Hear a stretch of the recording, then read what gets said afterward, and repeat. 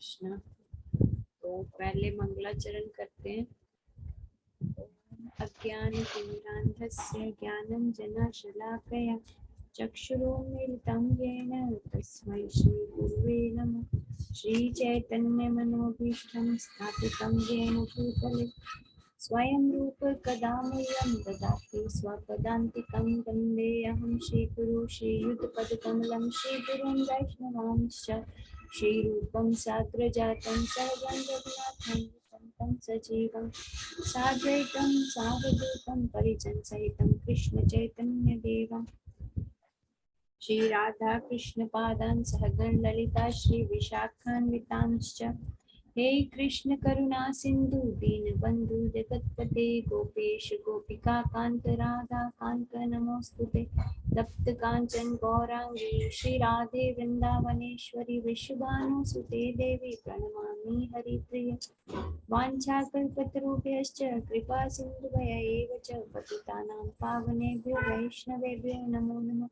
जय श्री कृष्ण चैतन्य प्रभु नित्यानंद श्री अद्वैत गदाधर श्रीवासादि गौर भक्तवृंद।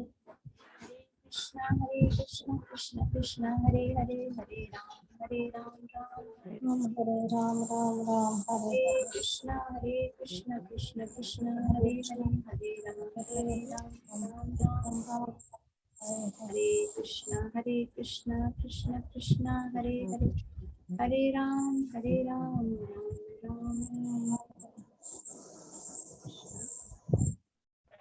तो आज हमने करना है श्लोक संख्या 2.51। कल के श्लोक में हमने किया था कि भगवान कह रहे हैं हमें, अर्जुन को, कि किस तरह से बुद्धि का इस्तेमाल करते हुए, मतलब बुद्धि योग में स्थित होते हुए, कर्म योग से नेक्स्ट सीढ़ी चढ़ रहे हैं बुद्धि योग। किस तरह से बुद्धि योग में स्थित होते हुए जो है वो पाप कर्म और पुण्य कर्म, सुकृत और दुष्कृत दोनों से ही मुक्त हुआ जा सकता है। और भगवान ने हमें ये भी कहा था कि योग करने के लिए अपनी इंद्रियों से युद्ध करो, मेरे साथ जुड़ने के लिए अपनी इंद्रियों से युद्ध करो। और भगवान के साथ कैसे जुड़ सकते हैं? जब अपनी खुशी के कार्य कम करके भगवान की खुशी के लिए काम करने की कोशिश करते हैं। और यहाँ पे भगवान ने एक इम्पोर्टेंट लाइन बोली थी, वर्स बोला था, योग कर्मसु कौशलम, कि कर्म को कुशलता से करना ही योग है। और 2.48 श्लोक जो था दूसरे चैप्टर का 48वां श्लोक जो था, उसमें भगवान ने योग की जो डेफिनेशन दी है वो है समत्व योग उच्यते। तो इट मीन्स पहले तो भगवान जो हमें है, पहले तो अब भगवान हमें योग की सीढ़ी चढ़ाना चाहते हैं, है ना। योग कई तरह के होते हैं, जैसे कर्म योग, बुद्धि योग, ज्ञान योग, ध्यान योग, अष्टांग योग, भक्ति योग, इस तरह से कई तरह के योग हैं। तो अब भगवान हमें योग की सीढ़ी पर चढ़ाना शुरू कर रहे हैं। पहले भगवान ने हमें दिया ज्ञान कि तुम ये शरीर हो ही नहीं, है ना। इसलिए शरीर की उतनी ही जरूरतें पूरी करो जितनी की आत्मा का वहन करने के लिए शरीर के लिए जरूरी है। क्योंकि एक्चुअली हम ये शरीर है ही नहीं, हम आत्मा हैं और आत्मा का वाहन है ये शरीर। और ये शरीर मिला है ताकि आत्मा को उसके गंतव्य तक पहुंचाया जा सके, और उसका गंतव्य क्या है? भगवान का धाम। तो इसलिए इस शरीर की उतनी केयर करनी है जितनी कि आत्मा का वहन करने के लिए आवश्यक है। शरीर की एक्स्ट्रा केयर, अपनी इंद्रिय तृप्ति करना जो है वो हमें धीरे धीरे धीरे धीरे कम करना चाहिए, है ना। वो कहाँ से शुरुआत कर सकते हैं? जैसे अपने खाने पे ही कंट्रोल करके, क्योंकि हम जो है वो जितना हमारे शरीर को स्वस्थ रहने के लिए चाहिए उससे कहीं अधिक भोजन ग्रहण करते हैं। तो इसलिए धीरे धीरे पहले अपनी खाने की हैबिट्स को सुधारें, क्वांटिटी ऑफ मील जो है वो हम कम करें। और जो क्वालिटी है मील की वो सात्विक फूड करें, है ना। धीरे धीरे भोजन में सात्विकता लाएं ताकि बॉडी जो है वो स्वस्थ रहे, शुद्ध होनी शुरू हो जाए और आत्मा का अच्छा वाहन बन सके। उसके बाद भगवान ने आत्मा के ज्ञान के बाद हमें बताया योग के बारे में। सबसे पहले भगवान ने कर्म योग से स्टार्ट किया, और जैसे मैंने अभी बताया आपको कि वैसे तो पिछले कई श्लोकों से कर्म योग के बारे में चर्चा कर रहे हैं भगवान, लेकिन अभी स्पेशली 2.48 एंड 2.50 में भगवान ने स्पेशल वर्ड्स यूज किया, समत्व योग उच्चते, कि समभाव में रहना ही योग है। और अभी कल जो श्लोक हमने किया उसमें भगवान ने कहा योग कर्मसु कौशलम, कि कर्म को कुशलता से करना ही योग है। और कल हमने इस पे चर्चा की थी कि कल कर्म को किस तरह से कुशलता से किया जा सकता है, बुद्धि योग के द्वारा, है ना। अब ये जो 2.50 है उसमें भी भगवान ने पहला शब्द जो है वही बोला था, बुद्धि युक्तो, कि बुद्धि का प्रयोग करके हर कर्म करो। ये नहीं कि बिना सोचे समझे कुछ भी हम करते रहे, बुद्धि का प्रयोग करके मतलब बुद्धि योग करते हुए, बुद्धि को भगवान के साथ जोड़ते हुए हमें कर्म करना है। और आज का जो श्लोक है उसमें भी भगवान बुद्धि योग के बारे में चर्चा करेंगे। तो स्क्रीन शेयर हो रही है सबके साथ?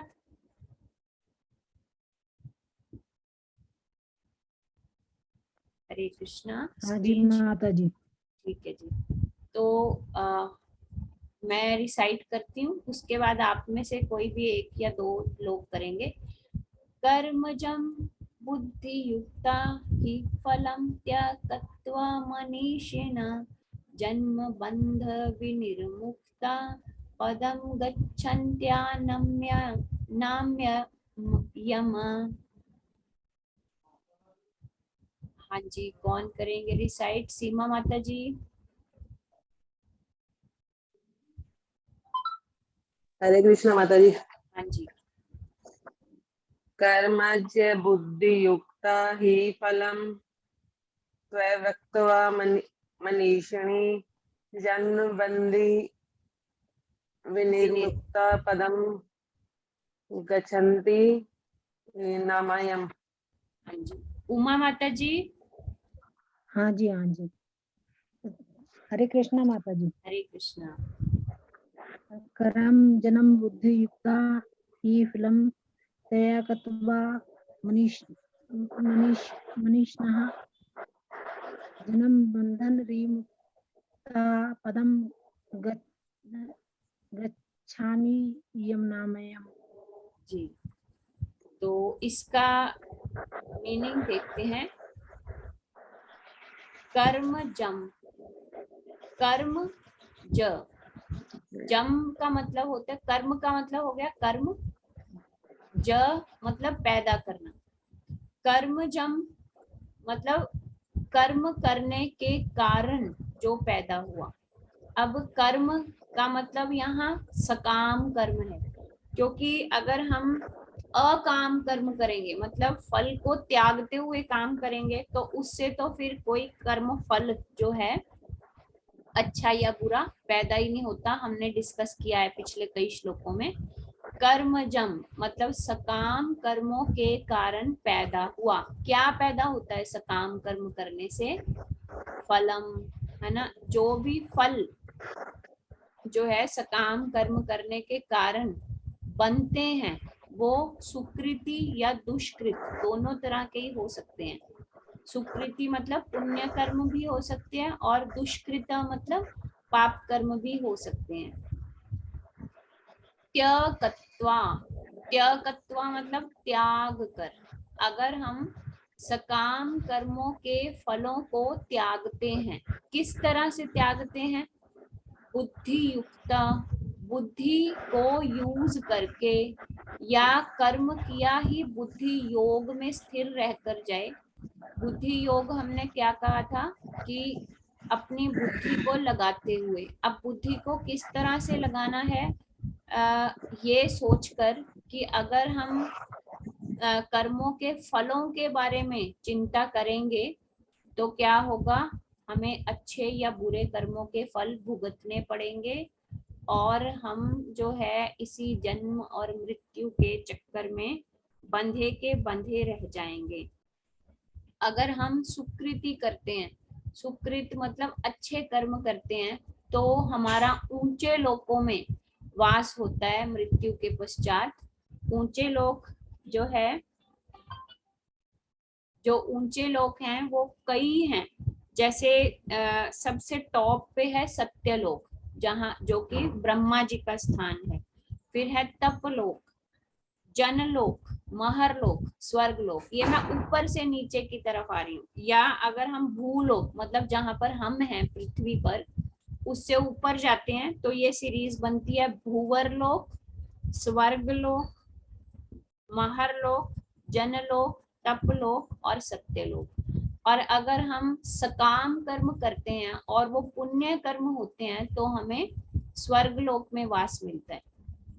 लेकिन अब यहाँ पे क्वेश्चन ये आ सकता है कि ठीक है, हम फिर अगर हमें सकाम, हम अच्छे कर्म करते हैं, पुण्य कमाते हैं और स्वर्ग में चले जाते हैं, तो फिर भगवान हमें ये क्यों कह रहे हैं कि बिल्कुल निष्काम कर्म करो, है ना, फल की चिंता किए बिना, पाप या पुण्य पे डिस्कशन सोचे बिना मुझे अर्पित करके करो, क्योंकि स्वर्ग भी तो एक अच्छी डेस्टिनेशन है। हमने सुना है, देखा तो पता नहीं है या नहीं, लेकिन सुना है कि वहां पे बहुत सारे उद्यान हैं, कानन हैं, अप्सराएं हैं, अलग अलग तरह के सोम रस हैं, है ना, मतलब आनंद की स्थिति है। तो लेकिन स्वर्ग लोक जो है वहां पे जाकर भी भय बना रहता है, क्योंकि जैसे ही हमारे पुण्य खत्म होंगे तो हमें वापस फिर से पृथ्वी लोक पर जन्म लेना पड़ता है। जैसे कि क्या किया हमने, सेविंग करके बहुत सारा पैसा जमा कर लिया और मान लीजिए 2 लाख रुपया हमने जमा किया, और फिर हमने सोचा कि चलो अब बहुत सारा पैसा हो गया, अब ये हर रोज खाना बनाने की, ऑफिस की झंझट से छुटकारा लेते हैं। तो हमने क्या किया, वो पैसा बैंक से निकलवाया और कहीं हॉलीडे पे चले गए। अब वो 2 लाख कितनी देर चल जाएगा, 5 महीने, 6 महीने, ज्यादा से ज्यादा 1 साल तक चलाएंगे हम। जब वो पैसा खत्म हो जाएगा तो क्या करना पड़ेगा, वापस घर आना पड़ेगा और कमाने के लिए, है ना।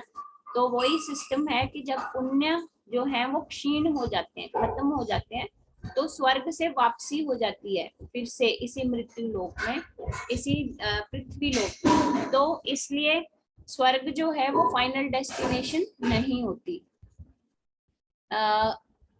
और अगर हम दुष्कृत करते हैं, दुष्कृत मतलब पाप कर्म करते हैं, तो फिर हम कहाँ जाते हैं, हम नरक लोकों में जाते हैं।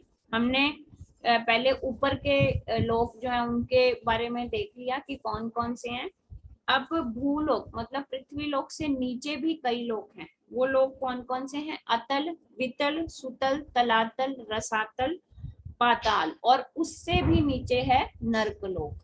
तो इसलिए जब हम बुरे कर्म करते हैं तो उन कर्मों की सजाएं भुगतने के लिए फिर हमें नर्क में जाना पड़ता है, नर्क लोक की विपदाओं को सहना पड़ता है। ये वर्णन जो है ये भागवत महापुराण में 5वें स्कंद के 26वें अध्याय में वर्णन है। बहुत तरह के नरकों का वर्णन है, तो आपको वो जरूर पढ़ना चाहिए, क्योंकि वो पढ़ के हमें एक बुद्धि मिलती है कि अच्छा ऐसा कर्म करने से ऐसा भी हो सकता है।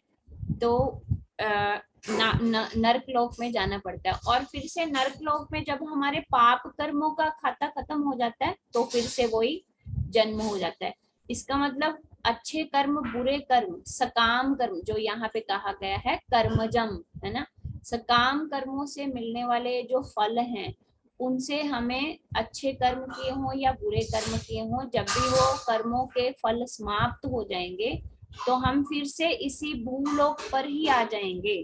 पुनरपि जननम पुनरपि मरणम पुनरपि जननी जठरे शयनम, कि फिर से जन्म होगा, फिर से मरण होगा, फिर से एक माँ के गर्भ से हमें जन्म लेना पड़ेगा, माँ के गर्भ में हमें दुख सहने पड़ेंगे। और जरूरी नहीं है कि इस बार मनुष्य रूपी माँ के गर्भ में हम रुके, किसी भी माँ के गर्भ में सुअर के कुत्ते के, बिल्ली के, किसी भी तरह के जानवर के गर्भ में भी हमें ठहरना पड़ सकता है। तो उससे बचने का तरीका क्या है, भगवान बता रहे हैं, कर्मजम बुद्धि युक्त, की बुद्धि को यूज करके, बुद्धि योग में स्थित रहकर सकाम कर्मों के फलों को त्यागना चाहिए। जो त्याग देते हैं, त्यक्त्वा मतलब त्याग कर, जो त्याग देते हैं उनका क्या होता है फिर। अब हमने ये तो चर्चा करी कि अगर बुरे कर्म करेंगे तो नरक में जाएंगे, अच्छे करेंगे तो स्वर्ग में जाएंगे, है ना। और अगर हम उन फलों को त्याग देंगे तो क्या होगा, मनीषिणा। मनीषिणा मतलब मनीष, मनीष मतलब मन प्लस ईश, मन प्लस ईश मतलब मन का स्वामी, है ना। जो मन के स्वामी हैं, मतलब जिनके मन में वश है, जिनके वश में मन है, जो स्वयं मन के वश में नहीं है ना। मन को जिन्होंने वश में किया हुआ है, इट मीन्स उन्होंने अपना मन इंद्रिय तृप्ति से हटाकर भगवान की सेवा में लगा लिया है। और जैसे ही भगवान की सेवा में रत हुए तो क्या हुआ, वो बुद्धि योग हो गया, है ना, कि अपनी बुद्धि को यूज करते हुए इंद्रियों को संयमित किया और भगवान की सेवा में अपने शरीर को, अपने मन को, अपनी आत्मा को लगाना शुरू किया। तो उससे क्या होगा, वो सकाम कर्मों के बंधन से बंधन को त्याग देते हैं। और उस बंधन को त्यागने के पश्चात क्या होगा, जन्म बंध विनिर्मुक्ता, जन्म और मृत्यु के जो बंधन है उससे हम मुक्त हो जाएंगे, है ना। अब जन्म और मृत्यु के बंधन से यदि मुक्त हो जाते हैं तो क्या मिलता है, क्योंकि अभी तक तो हमने पढ़ा कि अच्छे कर्म किए तो भी स्वर्ग में जाएंगे, लेकिन फिर से कर्म जब फल खत्म हो गए कर्मों के, तो फिर से धरती पर आ जाएंगे, किसी ना किसी माँ के गर्भ में हम फिर से वापस चले जाएंगे। नरक लोकों में अपने पाप कर्मों को भुगत लिया, फिर से धरती लोक पर आएंगे, किसी मैया के गर्भ में प्रवेश करेंगे और फिर से मृत्यु लोक में जन्म लेंगे। लेकिन जन्म बंधन से मुक्त होकर हमें क्या मिलेगा, पदम। पदम मतलब हम उस पद पर पहुंच जाएंगे। किस पद पर, गच्छन्ति मतलब जाएंगे या पहुंच जाएंगे। किस पद पर पहुंचेंगे, अनामयम। अनामयम मतलब बिना कष्ट के, एक ऐसे पद पर पहुंच जाएंगे जहां पर कोई कष्ट नहीं है। अब कहां पर कोई कष्ट नहीं है, क्योंकि स्वर्ग लोक में भी अगर देखें तो ऐसे कोई कष्ट नहीं है, लेकिन फिर भी एक डर बना रहता है, क्योंकि स्वर्ग लोक पर हमने सीरियल्स में भी देखा है और ग्रंथों में पढ़ा है, सुना है कि ज्यादातर स्वर्ग लोक पर असुर जो हैं वो आक्रमण करते रहते हैं, है ना। तो इसलिए वहां पर भी भय तो बना ही हुआ है, मतलब पूरी तरह से भय से मुक्ति जो है वो स्वर्ग में भी नहीं मिलती। तो इट मीन स्वर्ग में भी किसी ना किसी तरह के कष्ट से हम घिरे ही रहेंगे। तो अब भगवान यहाँ क्या कह रहे हैं कि अगर जन्म मृत्यु के बंधन से तुम मुक्त होना चाहते हो अपने कर्मों के फलों को त्याग कर, तो उसके पश्चात तुम पहुंचोगे जहां पर कोई कष्ट नहीं है। वो कौन सा स्थान है जहां पर कोई कष्ट नहीं है, वो स्थान है वैकुंठा। वैकुंठा अर्थात वैकुंठा मतलब जो स्थान कुंठा से नहीं जंडू हरे कृष्णा, जो स्थान कुंठा से विमुक्त है। कुंठा मतलब चिंताएं, है ना, कष्ट। जो स्थान कष्टों से मुक्त है वो है वैकुंठ। और वैकुंठ किसका धाम है, भगवान विष्णु का, भगवान श्री कृष्ण का धाम है। तो इसलिए हम अगर बुद्धि योग के द्वारा सकाम कर्मों के फलों को त्यागते हुए मनीषी ना बन जाते हैं, मतलब मुनियों की कैटेगरी में पहुंच जाते हैं, स्थित प्रज्ञा की कैटेगरी में पहुंच जाते हैं, साधु की कैटेगरी में पहुंच जाते हैं, तो हमें क्या मिलेगा, हम एक ऐसे स्थान पर पहुंच जाएंगे जो कष्टों से बिल्कुल परे है, वो है वैकुंठ लोक। अभी तक हमने केवल वर्ड टू वर्ड मीनिंग से इसको समझा है। अभी प्रभुपाद अनुवाद में क्या लिखते हैं वो पढ़ लेते हैं। श्रील प्रभुपाद के द्वारा अनुवाद ये श्रील प्रभुपाद की जय। इस तरह भगवत भक्ति में लगकर, अब श्रील प्रभुपाद भगवत भक्ति किसको कह रहे हैं? बुद्धि योग को, क्योंकि ये कल हमने डिस्कस किया था कि बुद्धि योग जो है वो हमें कहाँ लेके जा रहा है? भगवान की सेवा की तरफ, है ना। इंद्रियों से हटकर भगवान की सेवा में लगा रहा है बुद्धि योग। तो इसलिए यहाँ प्रभुपाद ने बुद्धि युक्तों का मीनिंग जो है वो भगवत भक्ति लिखा। इस तरह भगवत भक्ति में लगे रहकर बड़े बड़े ऋषि मुनि मनीषिणा अथवा भगत गण अपने आप को इस भौतिक संसार में कर्म फलों से मुक्त कर लेते हैं। इस प्रकार वे जन्म मृत्यु के चक्कर से छूट जाते हैं और भगवान के पास जाकर उस अवस्था को प्राप्त करते हैं जो समस्त दुखों से परे है, मतलब वैकुंठ की प्राप्ति कर लेते हैं। इसके तात्पर्य में प्रभुपाद ने बहुत शुरू में एक और बहुत सुंदर श्लोक की व्याख्या की है, वो भी हम पढ़ते हैं, उसका मीनिंग देखेंगे क्या है। यह श्लोक है भागवतम के 10वें स्कंद में से। समाश्रिता से पद पल्लव पलवम महत पदम पुनः यशो मुरारे। समाश्रिता मतलब कि जो आश्रित हो जाते हैं, आश्रय ले लेते हैं। किसका आश्रय ले लेते हैं? मुरारे, मुरारी का, भगवान श्री कृष्ण का, है ना। पद पल्लवम, पद अर्थात पैर, पल्लव अर्थात कमल, जो कि भगवान के चरण रूपी कमलों का आश्रय, कमल रूपी चरणों का आश्रय ले लेते हैं। महत पदम पुण्य यशो, तो वो क्या है? उनको महत पद की प्राप्ति होती है, मतलब एक बहुत ज्यादा ऊंचे पद की प्राप्ति होती है।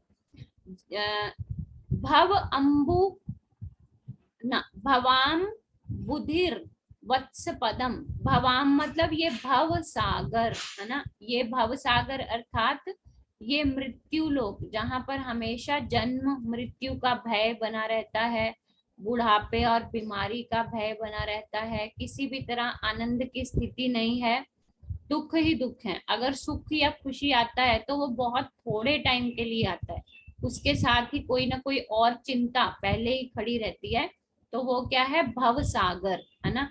और ये भव सागर इतना गहरा है कि हम इसे अपने आप से पार नहीं कर सकते, चाहे कोई जितना भी बड़ा स्विमर हो, बड़ा तैराक हो, लेकिन वो इस भव सागर को अपने आप से पार नहीं कर सकता जबकि वो भगवान के चरणों की शरण ग्रहण नहीं करता।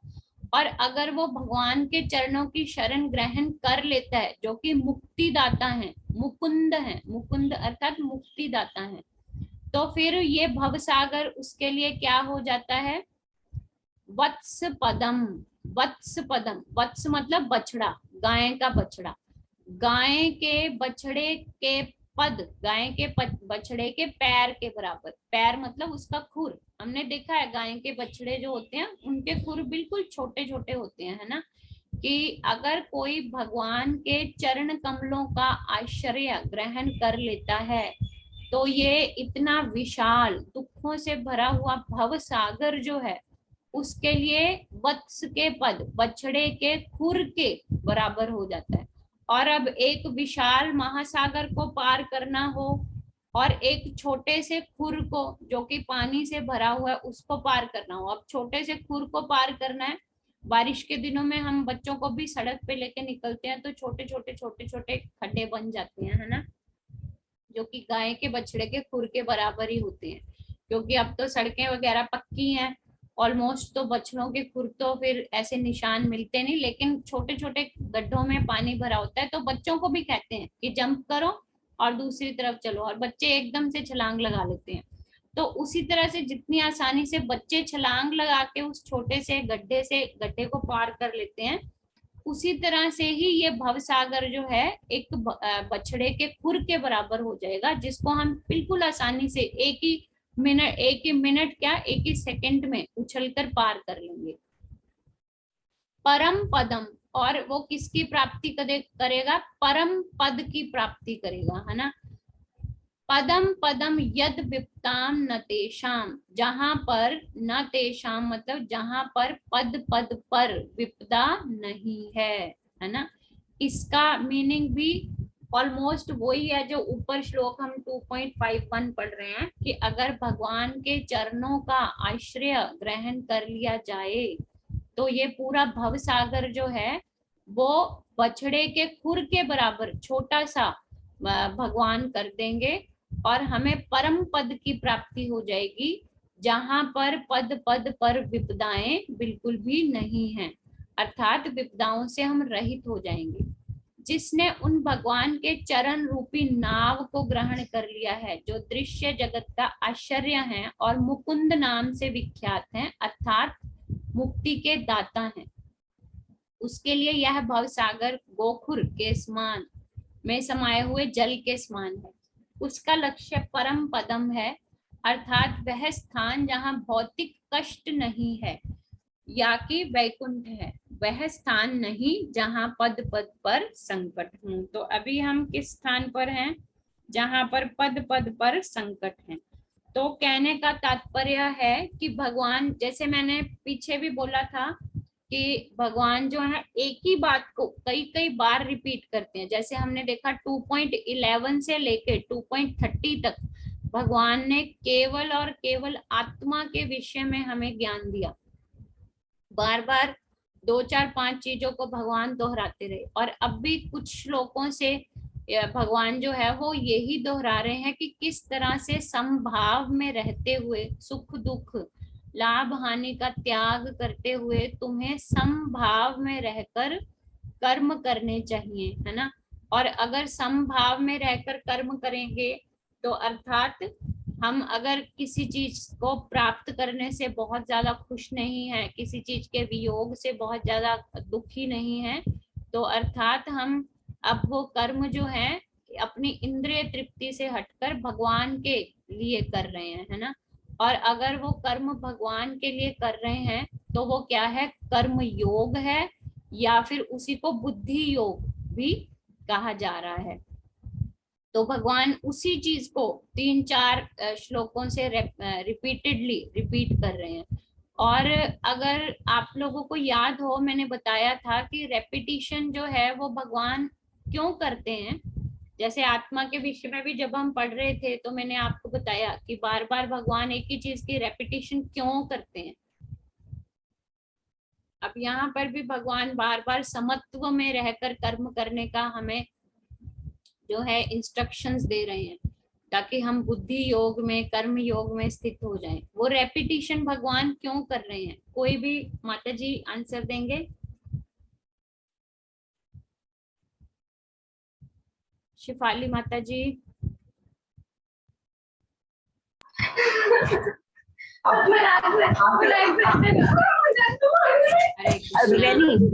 आपके पीछे से बहुत साउंड आ रही है। हाँ जी माता जी, वो इसलिए करते हैं, कहने लगे कि बार बार रिपीट जन्म को, जिससे आदमी अच्छे कर्मों को करता रहे, हाँ जी अच्छे कर्म करे धरती पर आकर। पर आदमी जो है उसमें व्यस्त हो जाता है, अपने गृहस्थी में, अपने उसमें, इसके गृहस्थ धर्म में या किसी और में। हाँ जी हाँ जी हाँ जी हाँ जी, और वो पुण्य कर्म भूल जाता है। बिल्कुल सही। लेकिन हमें यहाँ एक और चीज समझनी है कि हमें सिर्फ पुण्य कर्म या पाप कर्म के विषय में सोचना ही नहीं है। भगवान रेपिटेशन बार बार इसलिए कर रहे हैं क्योंकि हम कलयुग के जीव हैं, और कलयुग में जो आयु है वो भी बहुत कम है, और जो यादाश्त है वो भी बहुत कम है। तो इसलिए हम बार बार एक चीज को भूलेंगे। भगवान बार बार हमें इसीलिए याद करवा रहे हैं। तो यहाँ पे हमें ये चीज समझनी है कि हमें कर्म जो करना है वो पाप और पुण्य से अब ऊपर उठ के करना है ना। इन ग्रंथों को पढ़ने का जो लाभ है वो यही है कि इन पाप और पुण्य कर्मों से ऊपर उठ के हम कर्म करें, है ना। तो इसी के साथ हम आज समाप्ति करेंगे। अगर किसी का कोई प्रश्न है तो पूछ सकते हैं।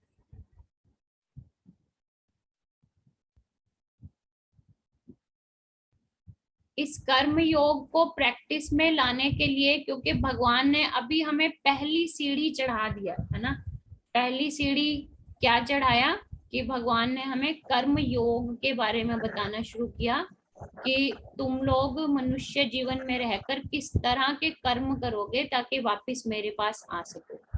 तो इसलिए जैसे मैंने कल भी बताया था कि हर काम को करते हुए जब हम भगवान को याद रख के काम करेंगे, है ना, ये नहीं कि हम पुण्य कमाने के लिए काम कर रहे हैं, वो तो फिर वही हो गया ना कि हम सकाम कर्मों में उलझ गए, हम फल की चिंता करके काम कर रहे हैं।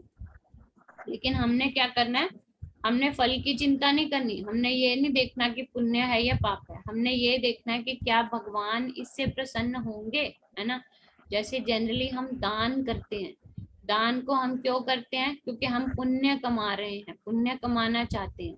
लेकिन जब भी हम दान भी करें तो उसे भगवान के साथ जोड़ के करें। पहली बात तो दान देने लगे ये ध्यान रखें कि हम दान किसको दे रहे हैं, और दूसरी बात जब भी हम दें तो इस भाव के साथ दें कि भगवान ने अपने खजाने में से निकाल कर मुझे ये वस्तुएं दी हैं ताकि मैं भगवान की भक्ति आसानी से कर सकूं। क्योंकि अगर भगवान हमें धन ही ना देते तो फिर हम तो अपना सारा समय व्यर्थ में ऐसे धन कमाने में ही बिता दें, है ना। तो इसलिए भगवान ने अगर हमें धन दिया है, हमारी रोज की आवश्यकताएं पूरी हो रही हैं, तो हमें भक्ति करनी है और उसी धन को हम दान करेंगे। क्योंकि भगवान जो है हम हर जीवात्मा में भगवान का वास देखते हैं। तो इसलिए हमें भगवान जो भगवान ने हमें कृपा दी अपनी धन के रूप में, हम उस कृपा को वितरित कर रहे हैं ताकि सामने वाले की जो बुद्धि है वो भी शुद्ध हो, और जिनको हम दान कर रहे हैं वो भी भगवान के साथ जुड़े, उस धन को यूज करके, या जो भोजन हम दे रहे हैं उसको यूज करके वो भगवान के साथ जुड़े। तो अर्थात हर छोटे छोटे कर्म को अब से हम हैबिट डालेंगे कि हम भगवान के साथ जोड़ते हुए कर्म करें। तो आज का सेशन यहीं एंड करते हैं, हरे कृष्ण महामंत्र बोलकर। हरे कृष्णा कृष्ण कृष्ण हरे हरे, हरे राम राम राम हरे हरे। हरे कृष्णा। कल फिर से 4 बजे जुड़ेंगे, और आपका जुड़ने के लिए हर रोज आप अपने लिए अपने समय निकालते हैं मेरे लिए, इसके लिए बहुत बहुत शुक्रिया। हरे कृष्णा। हरे